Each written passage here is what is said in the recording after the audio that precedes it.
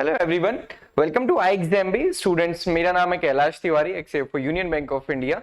सो दोस्तों, अपनी आज की इस वीडियो की शुरुआत करेंगे हम इस थॉट के साथ, आई कैन डू दिस। एंड मैंने आपको बताया था कि जब तक आपका एग्जामिनेशन नहीं होता, you have to keep repeating this thing that I can do this and definitely you will.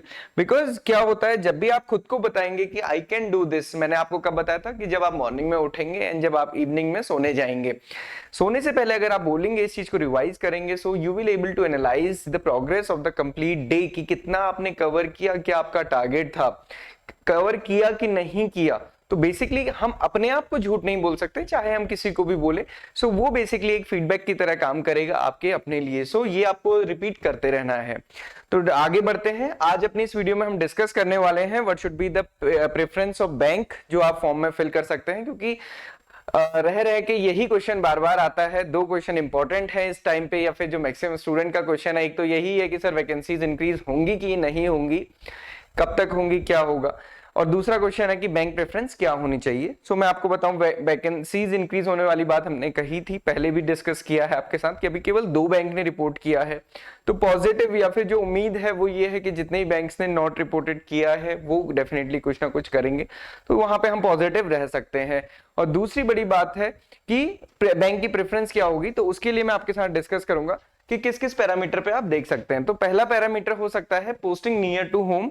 तो पोस्टिंग नियर टू होम कई स्टूडेंट्स का होता है कि सर मैं तमिलनाडु का रहने वाला हूं, या फिर कर्नाटका का, या फिर किसी भी स्टेट का इंडिया के, तो मेरे पास कौन सी बैंक की प्रेफरेंस पहले भरनी चाहिए। तो मैंने आपको पहले भी बताया है, होता क्या है, जो इंडिया का बैंकिंग सिस्टम है उसमें क्या होता है, हर एक डिस्ट्रिक्ट के लिए एक लीड बैंक को डिसाइड किया जाता है। बेसिकली वो गवर्नमेंट की स्कीम्स के लिए या फिर पूरे बिजनेस के लिए सारे बैंकों के बीच में एक कोऑर्डिनेशन बैठाता है, सो दैट की जो कम्युनिकेशन है वो इजी रहे और बैंक का बंदा बैंक की बातें समझ सके और आगे समझा भी सके, और सारे बैंकों का टाइम उसमें ना जाए।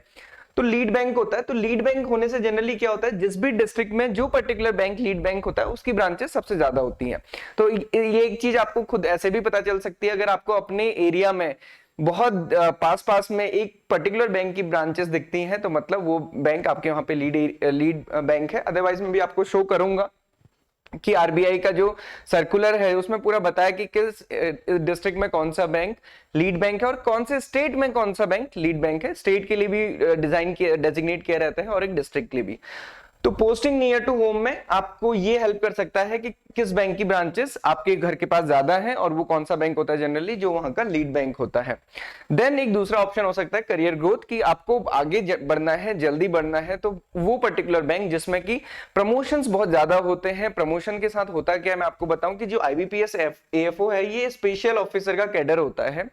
तो होता क्या कि जब हम स्केल 1 स्केल 2 होते हैं, स्केल 3 तक, तो स्पेशलिस्ट ऑफिसर रहते हैं। तो स्पेशलिस्ट ऑफिसर में स्पेशल टास्क ही असाइन कराए जाते हैं। बट ये स्केल 3 के बाद कुछ बैंक्स में स्केल 2 के बाद है, ये जर्नलिस्ट हो जाते हैं। जर्नलिस्ट मतलब कि जैसे आईबीपीएस पीओ वाली रिक्रूटमेंट के थ्रू जो जनरल ऑफिसर्स होते हैं, वैसे ही स्केल 3 के बाद हर कोई इक्वल हो जाता है, इसमें कोई भी डिफरेंस नहीं रहता है। तो ये वाली प्रोसेस किस बैंक में कितना जल्दी है। देन नेक्स्ट है ट्रांसफर पॉलिसी, कि हम चाहते तो हैं कि हमें घर के पास मिले, पर पता चला कि घर के पास मिला और फिर उसके बाद ट्रांसफर हो गया। तो ट्रांसफर पॉलिसी के हिसाब से भी आप देख सकते हैं, वो मैंने आपको पहले बताया था। जैसे यूनियन बैंक ऑफ इंडिया है या फिर बैंक ऑफ बड़ौदा है, वहां पे जो ट्रांसफर्स हैं वो काफी ज्यादा होते हैं और उसमें डिस्टेंस भी काफी ज्यादा रहती है, जबकि पंजाब नेशनल बैंक में इतने ज्यादा दूर दूर ट्रांसफर्स नहीं होते हैं। हालांकि ट्रांसफर पॉलिसी कभी भी कांस्टेंट नहीं रहती है, मतलब ये तो चेंज हो सकती है, उसमें कुछ भी बड़ी बात नहीं है। देन एक और ये इंपॉर्टेंट फैक्टर है बैंक साइज एंड प्राइवेटाइजेशन, क्योंकि आज के टाइम पे एक सबसे बड़ा मुद्दा है प्राइवेटाइजेशन का। गवर्नमेंट ने कहा है कि हमारे जितने भी अपने पब्लिक सेक्टर एंटरप्राइजेस है और फाइनेंस के अंदर ये सारे जितने बैंक्स हैं गवर्नमेंट सेक्टर अंडरटेकिंग्स ही है, गवर्नमेंट सेक्टर के एंटरप्राइज ही है। तो हालांकि ये चीज है कि ये स्ट्रेटेजिक सेक्टर में है, तो सारे बैंक्स को प्राइवेट नहीं किया जाएगा, ये भी गवर्नमेंट ने अनाउंस किया है। और जितने भी एंटरप्राइजेस नॉन स्ट्रेटेजिक सेक्टर में है वो सब प्राइवेटाइज कर दिए जाएंगे, जिसपे काम चल भी रहा है। तो बैंक्स स्ट्रेटेजिक सेक्टर में आते हैं तो मिनिमम प्रेजेंस रखी जाएगी। तो मतलब अभी हमारे पास 12 बैंक है, तो मे बी गवर्नमेंट इनको 4 बैंक या फिर 5 बैंक या उससे कम भी कर सकती है। तो बैंक साइज या फिर प्राइवेटाइजेशन के हिसाब से आप ऑप्शन देख सकते हैं कि कौन सा बड़ा बैंक है और फिर बड़ा बैंक भी होता है तो उसमें एक्सपोजर भी आपका अच्छा होता है और अगेन नंबर ऑफ ब्रांचेस भी ज्यादा होते हैं। तो इसको भी अभी आगे मैं आपको शो करूंगा कौन से बैंक का कितनी ज्यादा है। देन बेस्ड ऑन वैकेंसी एक ऑप्शन है कि जो आपके नोटिफिकेशन में आया है, हालांकि दो ही बैंक है, यूनियन बैंक ऑफ इंडिया और पंजाब नेशनल बैंक, तो बेस्ड ऑन वैकेंसी भी आप फिल कर सकते हैं। तो ये बेसिकली इंपॉर्टेंट फैक्टर थे। मैं इसमें जो दो इंपॉर्टेंट फैक्टर मानता हूं, बेस्ड ऑन माई मेरे अपना एक्सपीरियंस एंड बैंक का एक्सपीरियंस, ये सबके लिए इंपॉर्टेंट होता है घर के पास, क्योंकि घर हर किसी को जाना होता है। एंड दूसरा है जो बैंक साइज एंड प्राइवेटाइजेशन है, ये दोनों काफी इंपॉर्टेंट है, क्योंकि करियर ग्रोथ या फिर अगर हम ट्रांसफर पॉलिसी देखें, ये बैंक की इंटरनल पॉलिसीज होती हैं, ये मोर और लेस चेंज भी होती रहती है, इसमें बहुत ज्यादा कुछ कहा नहीं जा सकता। करियर ग्रोथ मोर और लेस सभी बैंक में लगभग बराबर ही होती है, किसी बैंक में 1 साल पहले हो जाती है, किसी में 1 साल बाद होती है, हालांकि उसमें भी थोड़े थोड़े कुछ पैरामीटर्स हैं, वो भी आपको डिस्कस करेंगे। तो सबसे पहले मैंने जैसे आपको लीड बैंक का बताया था, अब क्योंकि आपके पास क्वेश्चन यही आया होगा कि सर ठीक है आपने कहा कि आप लीड बैंक चेक करो, पर लीड बैंक कैसे पता चलेगा हमारे स्टेट में कौन कौन से बैंक लीड बैंक है या मेरे डिस्ट्रिक्ट में कौन सा बैंक लीड बैंक है। तो इसके लिए एक डिटेल्ड सर्कुलर आरबीआई ने निकाला हुआ है, ये लिंक है, लिंक पे आप जाएंगे तो आपको पूरा मिल जाएगा, क्योंकि काफी पेजेस का था, मैं सबका स्क्रीनशॉट यहाँ पे नहीं ले सकता था, मैंने जस्ट आपको शो करने के लिए ये लिया है कि जैसे आंध्र प्रदेश है, वहां पे जो एसएलबीसी है, स्टेट लेवल बैंकर्स कमेटी है, तो उसके लिए जो कन्वीनर बैंक है वो यूनियन बैंक ऑफ इंडिया है। ओके तो ये स्टेट लेवल या फिर union territory level bankers committee होती है। देन डिस्ट्रिक्ट लेवल की जो कमेटी होती है, तो डिस्ट्रिक्ट यहाँ पे मेंशन किया और उसमें डिस्ट्रिक्ट में लीड बैंक कौन सा है ये मेंशन किया है। ओके तो आरबीआई बेसिकली सारी चीज गवर्न करता है। तो ये लिंक मैंने दिया है डिस्क्रिप्शन बॉक्स में, आपको ये लिंक मिल जाएगा, आप उस लिंक पे जाके चेक कर सकते हैं कि आपके डिस्ट्रिक्ट में, आपके स्टेट में कौन सा बैंक लीड बैंक है। देन जो दूसरा था वैकेंसी के अकॉर्डिंग आप देख सकते हैं, तो वैकेंसी के अकॉर्डिंग अगर आप देखेंगे तो पंजाब नेशनल बैंक ने 100 वैकेंसीज दी हैं, यूनियन बैंक ऑफ इंडिया ने 416 वैकेंसीज दी हैं। अब सिर्फ वैकेंसी एक पैरामीटर नहीं होगा, आपका हो सकता है कि मेरे घर के पास मुझे पोस्टिंग मिले। तो अगर आप यूनियन बैंक ऑफ इंडिया देखेंगे तो यूनियन बैंक ऑफ इंडिया की नॉर्थ में भी काफी ब्रांचेस हैं और उसके साथ साथ साउथ में भी बहुत सारी ब्रांचेस हैं, तो आप इसके अकॉर्डिंग भी देख सकते हैं। पंजाब नेशनल बैंक की प्रेजेंस नॉर्थ में ज्यादा है, क्योंकि जो इसमें मर्जर भी हुए थे, ओरिएंटल बैंक ऑफ कॉमर्स और यूनाइटेड बैंक ऑफ इंडिया का हुआ था, तो उसकी प्रेजेंस नॉर्थ या नॉर्थ ईस्ट पार्ट में ही है। तो ये दोनों बैंक की प्रेजेंस अगर आप देखेंगे तो ऊपर है। अब इसके अलावा सीक्वेंस क्या हो सकता है, आप एक बार हम बाकी सारी चीज देखते हैं, फिर मैं आपको इसमें लाके सीक्वेंस बता दूंगा। ये रैंक है बैंक्स की कि जो भी पब्लिक सेक्टर बैंक्स हैं, आप सभी को पता है 12 पब्लिक सेक्टर बैंक्स हैं। सबसे ऊपर स्टेट बैंक ऑफ इंडिया है, स्टेट बैंक ऑफ इंडिया की 24,000 ब्रांचेस हैं, बट इसका नोटिफिकेशन में नहीं है क्योंकि ये अपनी रिक्रूटमेंट अलग से कराता है। जूनियर एसोसिएट की पोजीशन पे एग्रीकल्चर ऑफिसर्स को रिक्रूट किया जाता है, अभी बहुत टाइम से रिक्रूटमेंट नहीं हुई है, तो मे बी इसका नोटिफिकेशन भी जल्दी आ सकता है। देन पंजाब नेशनल बैंक का देखेंगे आप सेकंड नंबर पे है और इसके साथ मर्जर किसका हुआ था, ओबीसी का and United bank of India का। तो इसकी 11,437 ब्रांचेस है, एटीएम से कोई ज्यादा फर्क नहीं पड़ेगा। हेडक्वार्टर कहाँ है, न्यू दिल्ली में। ओके देन थर्ड नंबर पे कौन है, बैंक ऑफ बड़ौदा। तो आपकी ये प्रेफरेंस जो यहाँ सेकंड है ये फर्स्ट हो सकती है। Bank of Baroda with merger of देना बैंक एंड विजया बैंक, इसकी 8,000 ब्रांचेस हैं। कैनरा बैंक आप देखेंगे तो 10,391 ब्रांचेस हैं। Union Bank of India 9,500। Okay एक मार्केट कैपिटलाइजेशन के हिसाब से भी होता है, खैर उतनी डिटेलिंग में क्यों जाना है अभी। तो अब ये जस्ट ऑर्डर है कि कौन सा bank, Punjab National Bank, then Bank of Baroda, Canara Bank, Union Bank, Bank of India, Indian Bank, Central Bank, Indian Overseas Bank, UCO Bank, Bank of Maharashtra and Punjab and Sindh Bank. Okay तो ये आप देखिएगा। अभी प्राइवेटाइजेशन पे बहुत सारी चीजें क्लियर है नहीं, क्योंकि बीच बीच में आप देखते हैं न्यूज़पेपर रिपोर्ट आती है, कभी इंडियन ओवरसीज बैंक को प्रोन बताया जाता है कि प्राइवेटाइजेशन के लिए, कभी सेंट्रल बैंक ऑफ इंडिया को, कभी बैंक ऑफ महाराष्ट्र को, कभी पंजाब एंड सिंध बैंक को। तो अभी उसमें कोई भी चीज क्लियर नहीं है कि छोटे बैंक ही प्राइवेटाइज होंगे, मे बी गवर्नमेंट बड़े बैंक को प्राइवेटाइज कर दे, तो वो भी सारी चीजें बहुत क्लियर नहीं है। तो ये बैंक्स की रैंक है बेस्ड ऑन देयर प्रेजेंस, जो रैंकिंग है। मार्केट कैपिटलाइजेशन का भी देखेंगे असेट के बेसिस पे भी, तो लगभग यही रैंक है।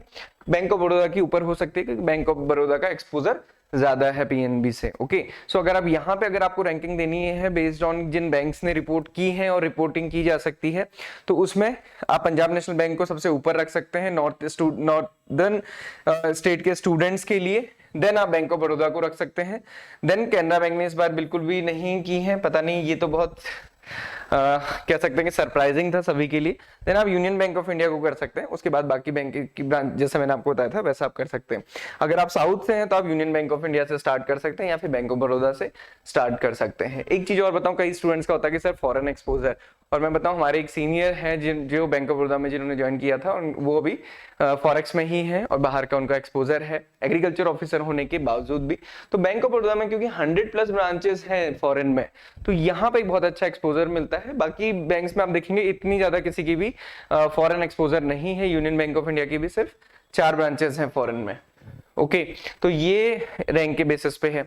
सो ये कुछ पैरामीटर्स थे जिसको आप डिसाइड कर सकते हैं, डिसाइडिंग फैक्टर मान सकते हैं, और उसके बाद अपना फॉर्म फिल कर सकते हैं।